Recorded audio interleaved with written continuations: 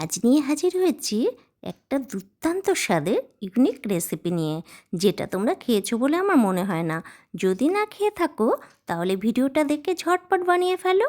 দেখো, প্রথমে আমি 500 গ্রাম ছুলে রাখা কড়াইশুঁটিকে নুন গরম জলে ভালো করে সেদ্ধ করে নিয়েছি। তারপরে একটা কড়াইতে তেল গরম করে একটু গোটা জিরে ফোড়ন দিয়ে তাতে কিছু কুচনো পেঁয়াজ আর কাঁচা লঙ্কা ব্রাউন কালার করে ভেজে নিয়েছি। তার মধ্যে দিয়েছি 1 চামচ রসুন বাটা আর 1 চামচ জিরে গুঁড়ো। এটাকে কষিয়ে নিয়ে ডুমো ডুমো করে কেটে রাখা আলুকে স্বাদ মতো লবণ এবং হলুদ দিয়ে ঢেকে ঢেকে 2 মিনিট মাত্র রান্না করে নিয়েছি। আলুটা সেদ্ধ হয়ে এলে তার মধ্যে ওই সেদ্ধ করে রাখা কড়াইশুঁটিটা ঢেলে দিয়েছি। এটাকেও ঢেকে ঢেকে কয়েক মিনিট রান্না করে নিয়েছি। তারপরে এর মধ্যে দিয়েছি একটু চিলি সস, একটু সয়া সস আর একটু টমেটো সস। এটাকে ভালো করে নাড়িয়ে চাড়িয়ে দিয়েছি একটু 1 চামচ মতো ব্ল্যাক পেপার আর দিয়েছি একটু চিলি ফ্লেক্স। ব্যাস, সবটাকে ভালো করে নাড়িয়ে নিয়ে দিয়ে দিয়েছি স্বাদ অনুযায়ী ধনেপাতা কুচি।